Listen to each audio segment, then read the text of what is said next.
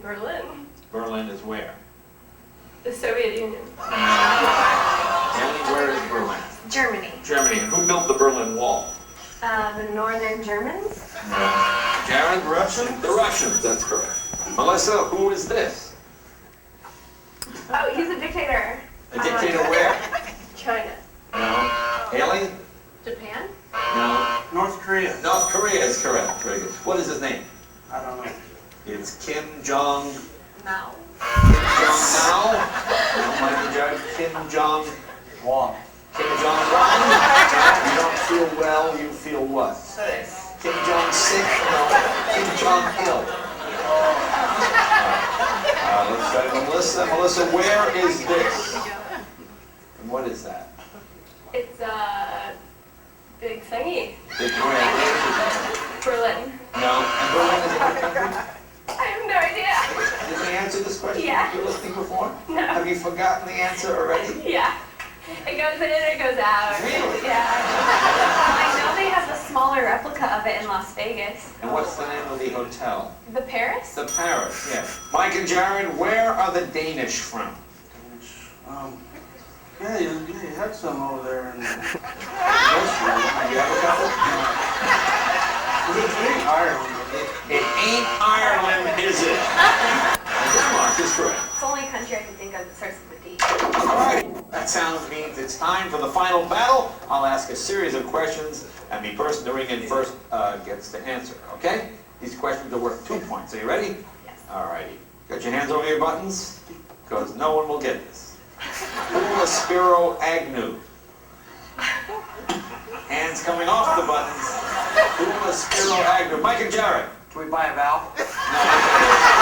Who was Spiro Agnew? Can we get a hint? He had to resign from office. Who was Spiro Agnew? He was the vice president. He was vice president under who? Nixon. Nixon, very good. What is the river that flows between the United States and Mexico? Mike and Jared. The Panama Canal.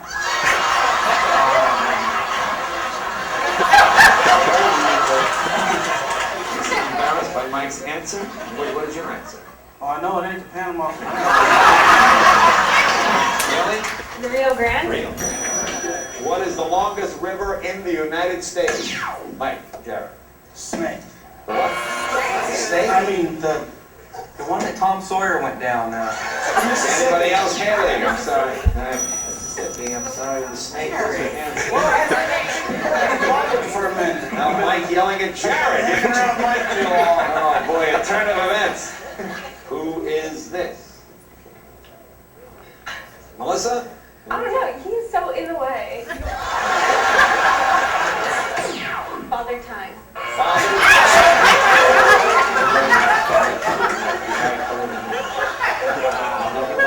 What is this symbol? Mike and Jared. The Russian symbol. What are the two things? Oh, a hammer and a...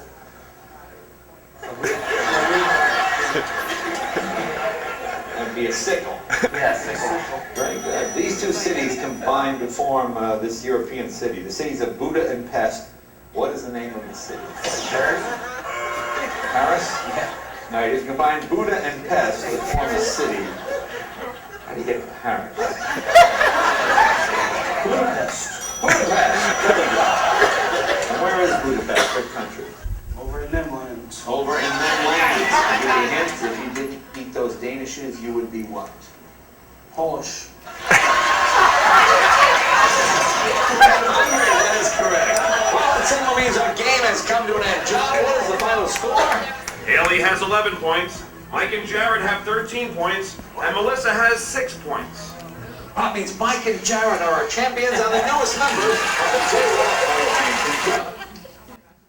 So we're trying to, number one, to again go back and try to think about respectful tasks, appropriately challenge our kids. What are those next steps our kids need to take? But then we also don't want them to end up like this. All right. So how do we do this? We can use graphic organizers as one way. And this is what's called a Freyer diagram. If you guys have ever used these, you can use them as pre-assessments too. You just have a concept and it's kind of a graphic organizer. So define it, give an example, give a non-example, ask a question. So this is a tessellations pre-assessment from Eric G. Define it, it's a prehistoric fish. Give an example, tessellations no longer live on Earth. Give a non-example, I don't know. Ask a question about it, why are we studying tessellations in math? Whereas Sally, on the other hand, says to tessellate means to form or arrange small squares in a checkered or mosaic pattern. A tessellation is the pattern form. She draws an example and a non-example, and her question is, have you visited this website on tessellations? And gives the teacher the URL. All right, so we've got kids that are on two ends of the spectrum here, so teaching them the same way wouldn't work. So if we want to respect these kids, it's really important to think about what their needs are. Think, pair, shares are a great way to just quickly get a feel for how your kids are doing. Really informal stuff. It doesn't have to be you have to write this stuff down all the time. It can be very informal the way we formatively assess.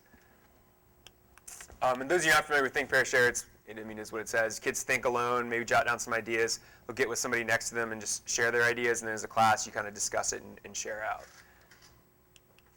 Entry and exit cards. So this is an example of an exit card. Draw the Earth's orbit around the sun, briefly explain what causes the seasons. And this is something I use. There's a video called A Private Universe. I don't know if any science people have seen this before. But it's a study that Smithsonian and Harvard did. Yeah, they did a Harvard graduation, and they asked them why we have the phase of the moon and the seasons. And out of the 23 random people they asked, 21 of them had some level of misconception on these questions. And so it's just interesting what you find out about misconceptions, about what's going on in your kids' heads when you ask. I always hear, I taught it, but they didn't learn it. Right? Well, if they didn't learn it, what did you do to correct that? What did you do to change? And that's where those formative assessments help us. A history example, name 3 factors that contributed to the United States involvement in World War II, and then what's the most significant of these factors? And what I like about this one is that it's got this second question that is sort of, it's above memory level. And so we're asking our kids to really think about this and offer an opinion and support that. And so in doing that, we can see maybe they memorize this, but can they really think about it in a more critical type way? All right, and so when you do something, a formative assessment like this, sometimes it's nice to ask a question that gets them to explain things. Algebra example, and then again, just talking about lines and graphs, and the last one sort of stepping it up and asking them to provide 2 ways of writing the equation for a line. 3-2-1 cards, I actually use these with my college students in their journals. They keep best practice journals that they for their readings every week, and their reflection on what they're reading is this. They tell me 3 important ideas they learned from those readings, 2 questions they have, and 1 way they can apply it, 1 way they can use it. So this is a great way to do it, and it can be a self-reflection too if you think about giving like students a chance to think about their progress towards learning goals. Again, going back to the Freyer diagrams. You can also use those as a hook. This is for like a literature unit on power. Where do you have power? Where do you lack it? Anytime you ask adolescents that, they're going to get pretty into that question, right? Where do I have power in my life? Where is it not there? And then you can connect it to Taming of the Shrew if they were to read that.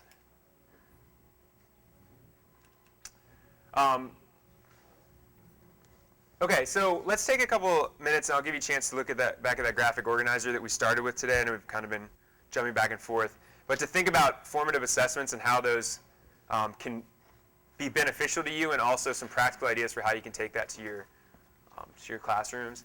And then after we get through this, I'll show you the finale, and we'll tie everything together.